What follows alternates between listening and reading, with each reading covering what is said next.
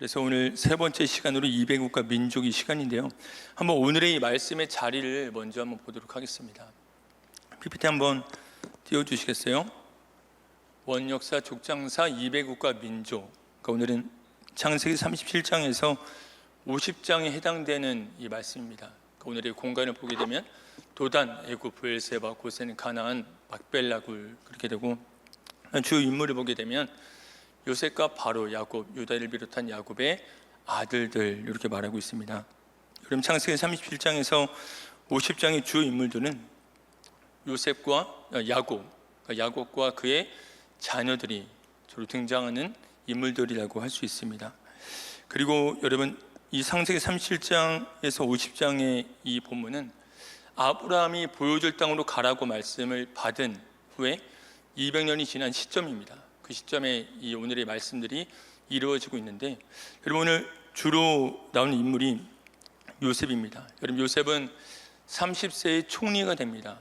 총리가 되어서 최소한 14년의 공직 생활을 했을 것입니다. 왜냐하면 7년의 풍년, 7년의 흉년을 그가 담당했기 때문에 최소한 14년의 공직 생활을 했을 것이고, 또한 더불어 요셉의 이 영향력은 공직생활 이후로도 여전히 남아 있었다라고 말하고 있습니다. 왜냐하면 여러분 야곱이 130세에 애굽으로 내려갑니다. 그리고 147세에 그가 이제 하늘나라로 이제 가게 되는데, 그때는 요셉이 공직생활을 끝낸 지 시간이 많이 지난 시점입니다. 근데 그때 야곱의 장례를 국가장으로 치르게 됩니다. 70일의 국가장례로 치르게 돼요.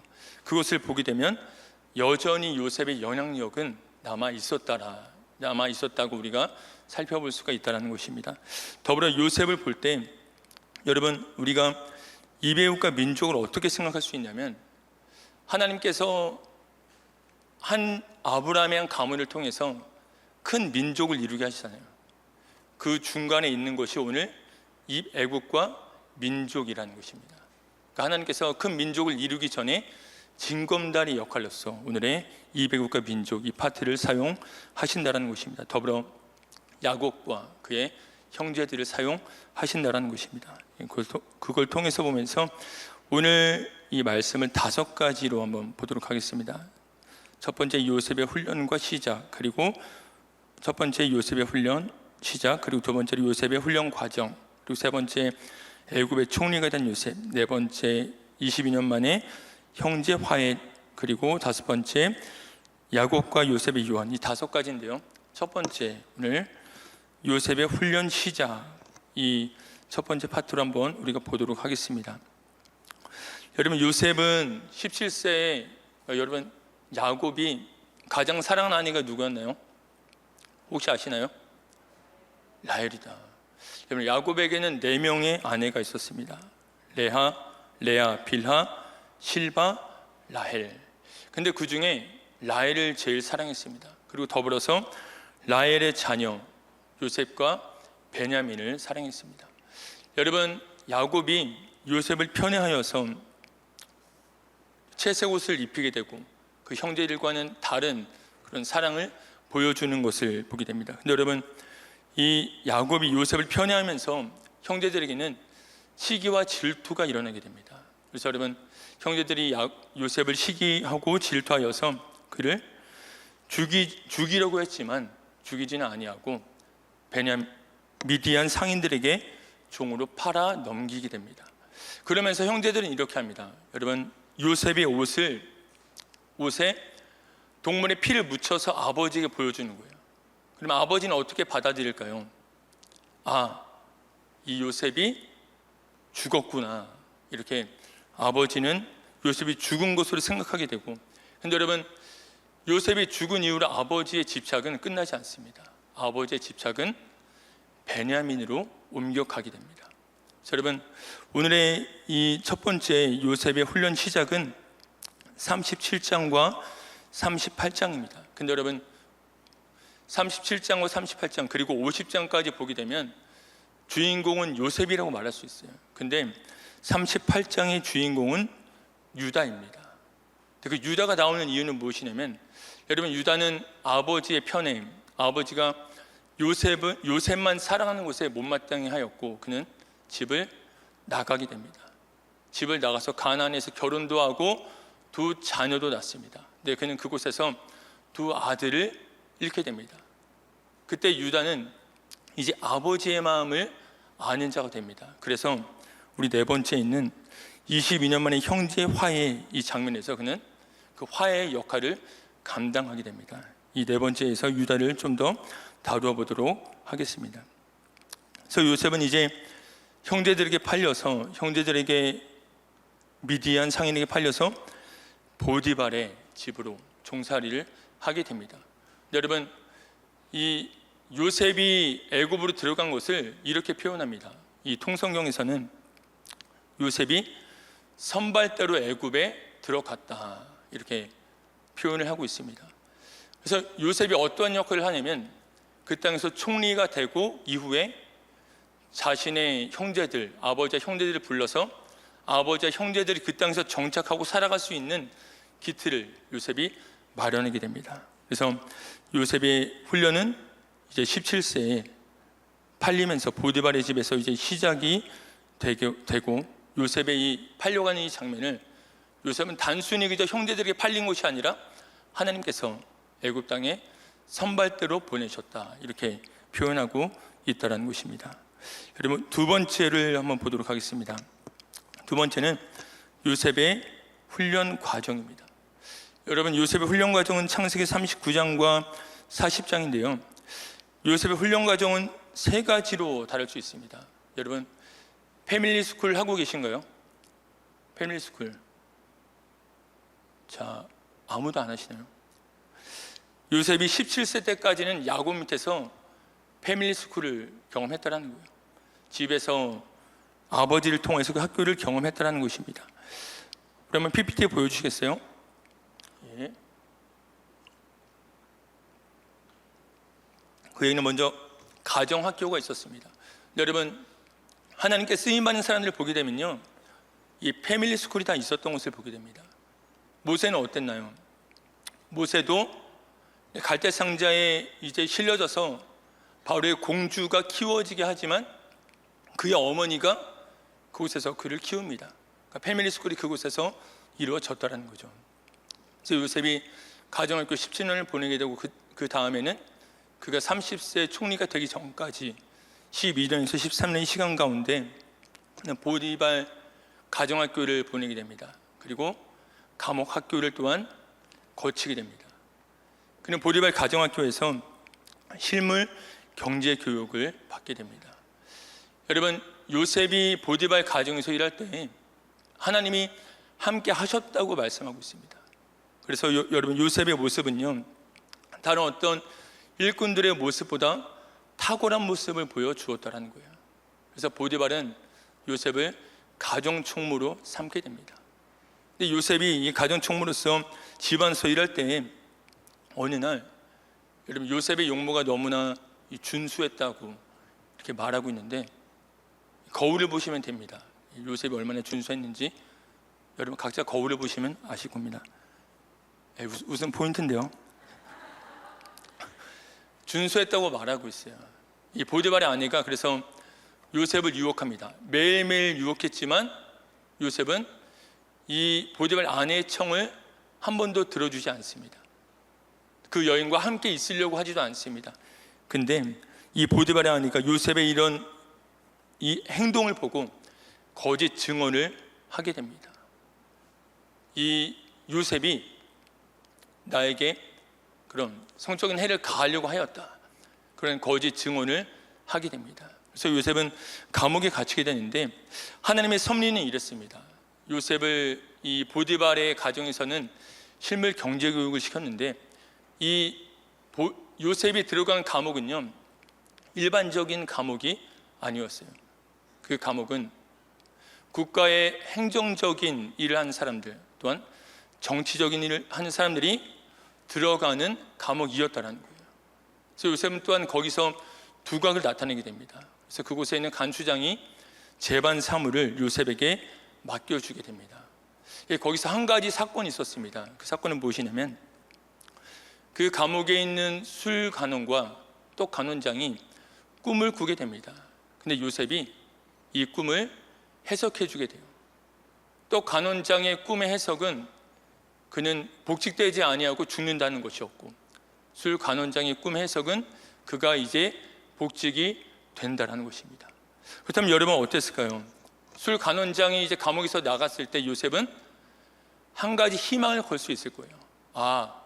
이 술 간원장이 나의 억울함을 좀 이야기해줘서 감옥에서 나갈 수 있도록 도와줄 수 있겠구나라고 생각을 할 수 있을 것입니다. 근데 2년 동안 이 술 간원장은 요셉을 위한 어떠한 배려도 하지 못했다는 것입니다. 자, 여러분, 요셉의 훈련 과정을 보게 되면 첫 번째는 17년 동안의 신앙 교육이 있었고, 근데 여러분 이 신앙 교육의 중요한 것이 무엇이냐면 신앙 교육의 터전 위에 실물 경제 교육이 서야 되고 정치 행정 교육이 서야 된다는 것이죠. 그렇기 때문에 요셉이 믿는 사람으로서 하나님의 백성으로서 이제 애굽의 7년 풍년과 7년 흉년을 대안을 내놓을 수 있고 이끌어갈 수 있는 리더가 될 수 있었다라는 것입니다. 자, 여러분, 우리의 자녀들 말씀을 잘 먹이고 계신가요?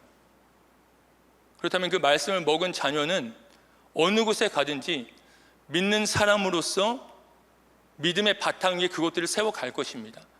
그러니까 요셉은 믿음의 바탕 위에 실물 경제 교육을 쌓아놓았고 정치행정 교육을 쌓아놓았기 때문에 그는 하나님의 백성으로서 그 역할을 감당할 수 있었다는 거예요. 여러분, 여러분의 자녀들도 지금은 미약할 수 있습니다. 그렇죠? 요셉이 17세 그때는 형제들과 같이 있었고 어딘가에 나가서 부모와 떨어졌던 역할은 하지 못했지만 이제 그는 패밀리 스쿨 그것을 통하여서 실물 경제 교육이 쌓였고 정치 행정 교육이 쌓여서 하나님의 그런 나라를 이루어가는 역할을 감당할 수 있었다는 것입니다. 그래서 오늘날 우리 자녀들에게 이런 말씀의 교육, 패밀리 스쿨이 여러분의 가정 가운데 잘 일어날 수 있기를 축복합니다. 여러분, 세 번째, 애굽의 총리가 된 요셉을 보겠습니다. 여러분, 바로의 궁에 이 한 가지 난리와 소동이 일어났습니다. 그것은 무엇이냐면 여러분, 바로가 꿈을 꾸었습니다. 근데 바로가 애굽 땅에 있는 어떠한 현인들, 꿈을 해석할 수 있는 사람들 모두 다 불렀는데 그 꿈을 해석하지 못하는 거예요. 여러분, 이때 술 관원장은 요셉을 떠올립니다. 자신이 감옥에 있을 때 자신의 꿈을 해석해준 요셉을 떠올리게 되고 술 관원장은 요셉을 왕에게 이제 추천하게 되었습니다. 그래서 요셉은 이제 왕 앞에 서게 되었습니다. 여러분, 왕의 꿈은 이루었습니다. 왕은 두 가지 꿈을 꾸었는데 첫 번째는 살찐 암염소가 있었고 또한 파리한 암염소가 있었습니다. 근데 파리한 암염소가 살찐 암염소를 잡아먹는 것이었습니다. 이게 첫 번째 꿈이었습니다. 두 번째 꿈은 이랬습니다. 충실한 7 이삭이 있었고 말은 7 이삭이 있었습니다. 근데 말은 7 이삭이 충실한 7 이삭을 삼키는 것이 이 꿈의 내용이었습니다. 바로는 요셉에게 이 꿈의 이야기를 해주었습니다. 요셉은 이제 이 꿈을 이렇게 해석합니다. 바로 왕이시여, 이 꿈은 한 가지 꿈입니다. 하나님께서 앞서 있을 일을 당신에게 알려주신 것입니다. 그것은 무엇이냐면 7년의 풍년이 있고 그 이후에 7년의 흉년이 있을 것이다라는 겁니다. 근데 요셉은 꿈을 해석하는 것뿐만 아니라 이 꿈을 놓고 대안까지도 이야기를 합니다. 7년의 풍년 동안 매해 5분의 1의 소출을 거두어 드리고 5분의 4는 그 농부들이 가져간다면 5분의 1의 소출은 거두어 들여서 각 지방의 창고에 저장해 두라는 것입니다. 그래서 7년 있을 흉년을 잘 대비하라는 것입니다. 이때 바로는 요셉의 영특함을 보았습니다. 그래서 그를 이제 바로는 요셉을 총리로 세우게 됩니다. 여러분, 총리가 된 요셉을 바로는 이렇게 대우를 해줍니다. 그에게 인장 반지를 끼워주고 금 사슬을 채워줍니다. 그리고 세마포 옷을 입혀주고 버금 수레를 타면서 그를 행진하게 퍼레이드를 벌이게 하면서 그 앞에 엎드려라 이렇게 사람들이 엎드리도록 이야기를 합니다. 그렇게 총리 요셉을 세워주고 있다는 것입니다. 그러면서 바로가 한 일은 한 가지가 더 있습니다. 그의 이름을 사브낫 가네아라고 바꿔 부릅니다. 그 이름의 뜻은 이렇습니다. 은밀한 일을 열어 보이는 자. 이 바로가 붙인 이름이요, 너무나 이해가 되는 것 같아요. 왜냐하면 떡과 논의 꿈, 술과 논의 꿈도 해석을 해주었고 바로의 꿈을 해석해 주었는데 그의 이름을 은밀한 일 열어 보이는 자. 그러면서 그에게 아내를 줍니다. 제사장의 딸과 혼인을 시키게 된다는 것입니다. 그것은 이곳입니다. 여러분, 요셉의 신분은 노예 신분입니다. 근데 이제 그는 총리가 되었습니다. 그래서 바로는 요셉의 신분을 높여 주었다는 거예요. 이전에 있던 노예 신분에서 제사장의 딸과 결혼하여서 그의 신분을 높여 주었다는 것입니다. 그럼 여러분, 이 애굽의 총리가 된 요셉이 이런 국가 비상사태를 해결하는데, 여러분, 만약에 7년 풍년과 7년 흉년이었잖아요. 그래서 요셉의 이 7년 풍년과 7년 흉년은 맞아 떨어졌습니다. 그래서 요셉은요, 바로와 백성들에게 신임을 얻게 되었고, 또한 그 일의 결과로 인하여서 국가 비상사태가 해결됐을 뿐만 아니라 권력의 안정성도 확보되었다는 것입니다. 근데 만약에 이 통성경에 이 한 가지 질문이 있어요. 만약에 풍년이 7년이 아니라 8년이면 어떻게 되었을까? 질문이 있습니다. 그럼 어땠을까요? 통성경은 하부르타를 하면서 좀 생각을 해보셔야 많이 머릿속에 들어옵니다.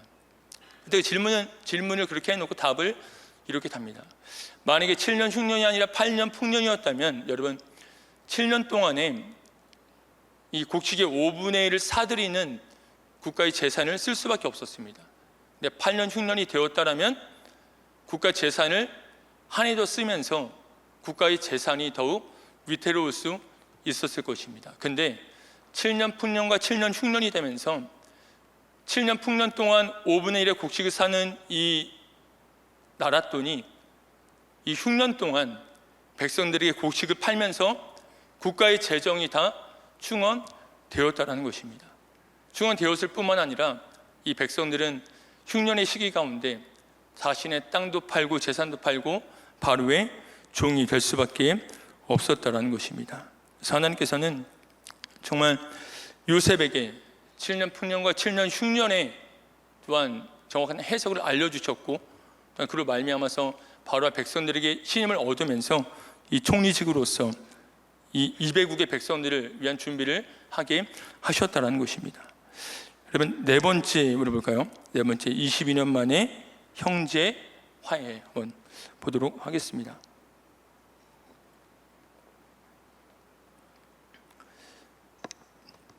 여러분, 22년 만에 형제 화해 이 두 가지 단계가 있습니다. 첫 번째로 이제 이 7년 풍년이 있고 그 다음에 흉년이 이어지잖아요. 7년 풍년 이후에 2년 흉년이 있을 때, 여러분, 야곱과 그의 자녀들도 이 가뭄에 이제는 더 이상 버틸 수가 없었습니다. 그래서 그들도 곡식이 있는 애굽에 내려가서 곡식을 얻어내기로 합니다. 그래서 야곱이 그의 자녀들을 보내는데, 이때도 베냐민은 보내지 않습니다. 왜냐하면 베냐민도 라헬의 아들이기도 하고 요셉을 향한 편애가 베냐민으로 향하고 있었고, 그는 요셉을 잃었다는 슬픔을 가지고 있었기 때문에 베냐민까지도 잃고 싶지는 않았습니다. 그래서 베냐민을 보내지 아니하고 그의 나머지 자녀들을 이제 애굽 땅으로 보내게 됩니다. 여러분, 그 10명의 형들이 요셉 앞에 섰을 때 요셉은 당연히 알아봤겠죠. 물론 달라진 모습도 있겠지만 요셉은 그의 형제들을 아마 그리워하고 있었을 것입니다. 그래서 요셉은 그의 형제들을 알아보았고, 그렇지만 그의 형제들은 요셉을 알아보지 못했습니다. 설마 요셉이 총리가 되어 있을 거라고는 전혀 상상을 하지 못했을 것입니다. 근데 요셉이 자기 형제들을 보았을 때 베냐민이 없는 것을 보았습니다. 요셉은 또한 이 형제들에게 그래서 한 가지 시험을 하게 됩니다. 그건 무엇이냐면 이들을 정탐꾼으로 몰아갑니다.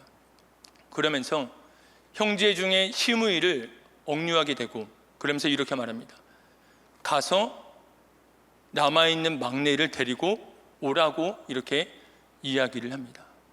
그 형제들은 야곱에게 가서 이 이야기를 전합니다. 여러분, 야곱의 마음이 어땠을까요?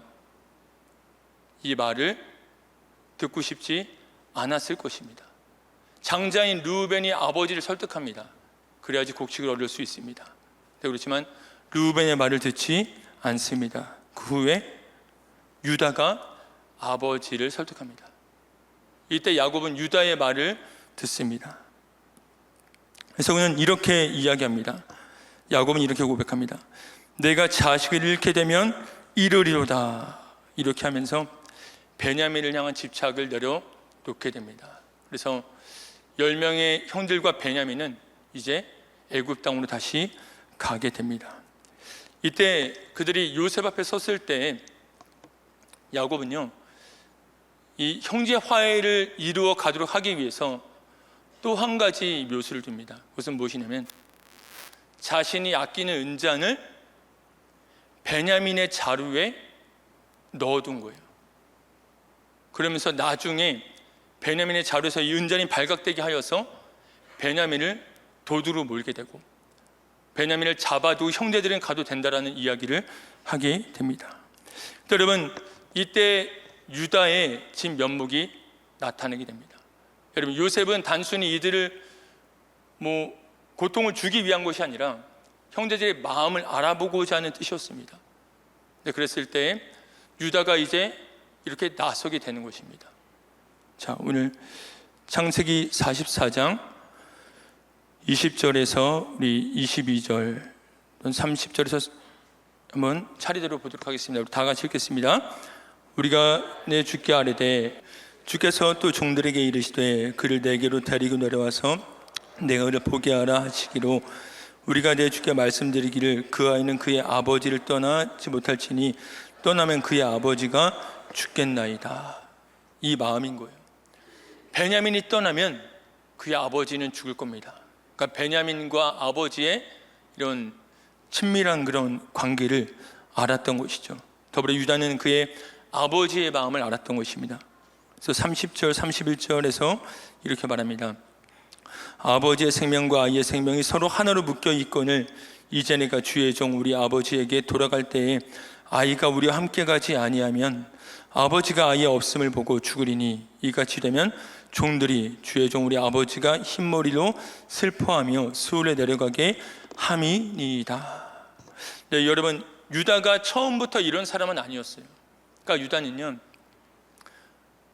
아버지가 요셉을 편애했을 때, 근데 요셉이 죽은 것을, 그러니까 채색옷에 피를 묻혀서 아버지가 요셉이 죽었다고 생각을 하게 하고, 근데 그때도 아버지는 자신의 편애를 이제 베냐민으로 옮겼습니다. 그때 유다는요, 집을 나가게 됩니다.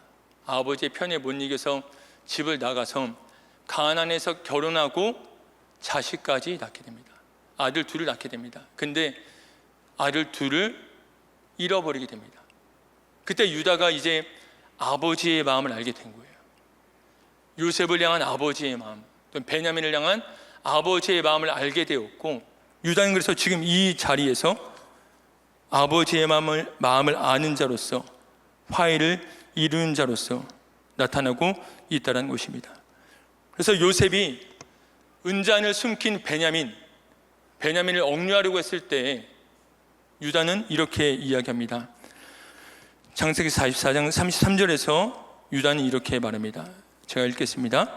이제 주의 종으로 그 아이를 대신하여 머물러 있어 내 주의 종이 되게 하시고 그 아이는 그의 형제들과 함께 올려 보내소서. 여러분, 유다가 어떤 모습을 보여주고 있나요? 주의 종으로 그 아이를 대신하여 머물러 있고 내 주의 종이 되게 하시옵소서. 그 아이는 그의 형제들과 함께 올려 보내소서. 유다가 이제 베냐민이 들어가야 될, 억눌려 있어야 될, 감옥에 들어가야 될 자리를 유다가 대신 하겠다라는 것입니다. 그래서 유다가 형제 화해에 주도적인 역할을 감당하고 있다라는 것입니다. 그래서요, 이 성경에서는 유다를 비중 있게 다루고 있습니다. 여러분, 마태복음 1장 1절에서 3절 보겠습니다. 다 같이 읽겠습니다. 아브라함과 다윗의 자손 예수 그리스도의 계보라 낳고 헤스론은 람을 낳고, 6절을 보면 이새는 다윗왕을 낳으니라. 다윗은 우리아의 아내에게서 솔로몬을 낳고. 여러분, 2절을 보니까 유다를 특별히 이렇게 말하고 있어요. 아브라함이 이삭을 낳고 이삭은 야곱을 낳고 야곱은 유다와 그의 형제들을 낳고. 형제들은 12명인데, 그죠? 유다와 그의 형제들, 유다 한 사람만을 부각시키는 것을 보게 됩니다. 그러면서 유다는 다말, 이제 유다로부터 다윗이 나타나게 되고 다윗으로부터 예수 그리스도가 나타나게 된다는 것입니다. 그러니까 하나님께서는 유다, 형제 화해를 일으킨 유다를 비중 있게 다루고 또한 그렇게 사용하고 계시다라는 것입니다. 우리 다섯 번째 우리 보도록 하겠습니다. 다섯 번째, 우리 야곱과 요셉의 유언입니다. 우리 창세기 48장에서 50장 이 장면인데요. 여러분, 이제는 애굽에 들어갈 일이 남아 있는 겁니다. 그러니까 형제들이 이제 모두 다 아버지에게로 가게 되었고, 더불어 요셉과 하나님의 이끄심을 통하여서 이들은 이제 애굽으로 들어오게 됩니다. 근데 여러분, 하나님께서 야곱에게 나타나셔서 그에게 확신의 이 말씀을 주십니다. 창세기 46장 1절에서 4절 말씀입니다. 다 같이 읽겠습니다. 오전 소를 이끌고 떠나 브엘세바에 이르러 그의 아버지 이삭이 하나님께 희생 제사를 드리니, 그 밤에 하나님이 이상 중에 이스라엘에게 나타나 이르시되 야곱아 야곱아 하시는지라. 야곱이 이르되 내가 여기 있나이다 하매, 하나님이 이르시되 나는 하나님이라 내 아버지의 하나님이니 애굽으로 내려가기를 두려워하지 말라. 내가 거기서 너로 큰 민족을 이루게 하리라.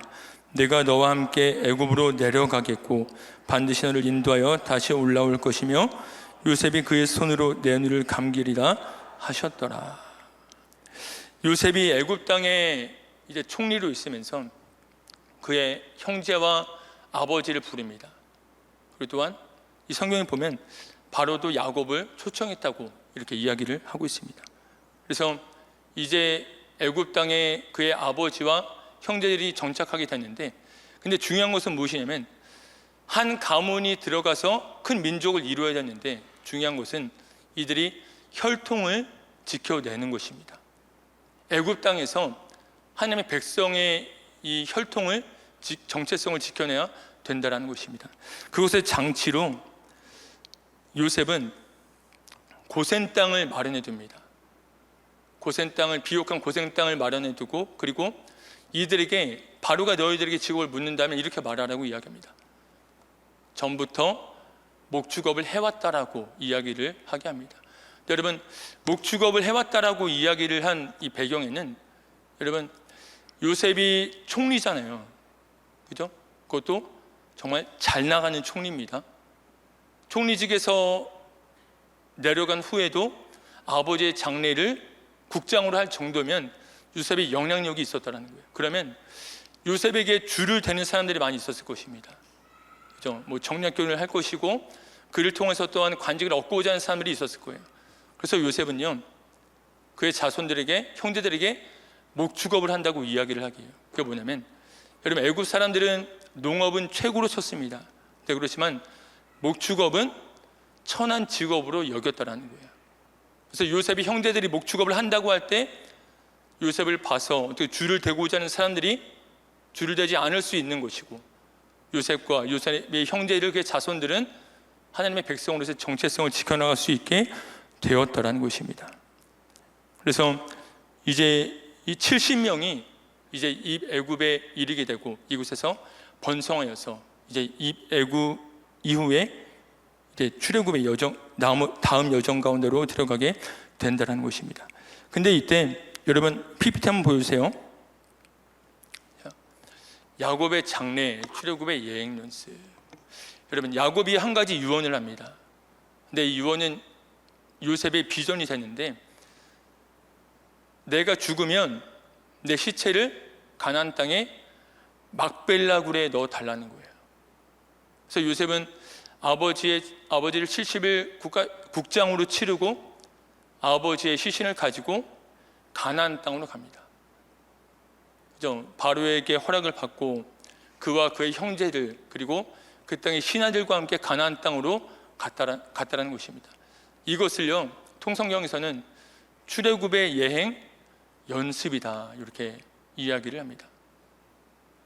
그래서 요셉은 야곱의 장례를 통하여서 이제 이 민족들은 출애굽의 예행 연습을 하게 됩니다. 또 더불어서 한 가지 있는 것은 무엇이냐면, 여러분 요셉도요 유언을 합니다.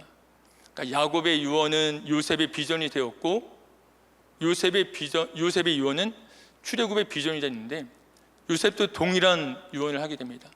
자신의 시신을, 자신의 뼈를 가나안 땅에 묻어 달라고 이야기를 합니다.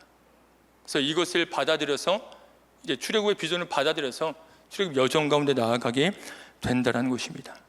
자, 여러분 오늘 우리가 입애굽과 민족 이 5가지로 이야기를 나누어 보았습니다. 여러분 하나님께서는요 하나님의 계획과 섭리는 우리가 측량할 수가 없습니다. 여기서 요셉이 나오고 그리고 유다가 나오고 그의 형제들이 나오는데, 등장하는 모든 사람들의 인생이 허비되는 인생이 없다라는 거예요. 여러분 요셉이 17년 동안 아버지 집에 있었고 이제 총리가 되기까지 13년의 시간을 보디발의 집에서 종으로, 감옥에서 죄수로 있는데, 여러분 하나님은요 그 시간들을 허비하지 않으셨다는 거예요. 물론 가정에서는 패밀리 스쿨이 있었고 보디발의 집에서는 실물 경제 교육을 시켜주셨고, 또한 감옥에서는 정치 행정 교육을 시켜주셨다는 것입니다. 더불어 유다는 어땠나요? 그는 아버지의 편애가 못마땅해서 집을 나갔습니다. 가나안 땅에서 결혼했지만, 그리고 아들을 둘을 낳았지만 이 아들까지도 죽었어요. 어떻게 보면 실패한 인생 같습니다. 근데 하나님께서는 그를 어떻게 사용하세요? 이전에는 아버지의 요셉을 향한 아버지의 사랑, 베냐민을 향한 아버지의 사랑을 절대 이해할 수 없는 사람이었어요. 그렇지만 가나안 땅에서의 그 일을 겪은 다음에 그는 아버지 야곱을 이해하는 사람이 되었고, 22년 만에 형제 화해 이 장면에서 화해에 헌신하는 주도적인 역할을 감당하게 된다는 것입니다. 여러분 하나님은요 우리의 인생을 하나님의 구원의 도구로 사용하십니다. 그래서 허비되는 순간이 없고 허비되는 인생이 없다는 것입니다. 요셉이 뒤돌아볼 때 나의 인생의 17년은 가정에서 좋았지만 14년이 정말 잊고 싶은 기억이다, 절대 아니죠. 하나님께서는 제사장 나라의 꿈을 위해서 요셉을 사용하실 때 가정에서의 패밀리 스쿨과 보디발의 집에서 실물 경제교육과 감옥에서의 정치행정 교육으로 훈련을 시키셔서 사용했다라는 거예요. 그래서 하나님께서는요 우리의 인생을 하나님의 구원의 도구로 사용하신다라는 것입니다. 내가 볼 때는 몰라요. 그러니까 요셉도 보디발의 집에서는 모를 수 있었고 감옥에서도 모를 수 있었고, 유다도 아버지의 편애를 벗어나서 가나안 땅에서 갔지만 아들들이 죽는 비참한 상황 속에서 내가 내 삶을 바라볼 때는 모를 수 있습니다. 근데 그렇지만 하나님께서는 그들의 인생을 사용하고 계셨다는 것입니다. 하나님께서는 오늘도 우리들의 인생을 사용하고 계시는 줄 믿습니다. 우리 찬양하면서 오늘의 말씀을 마쳤으면 좋겠습니다.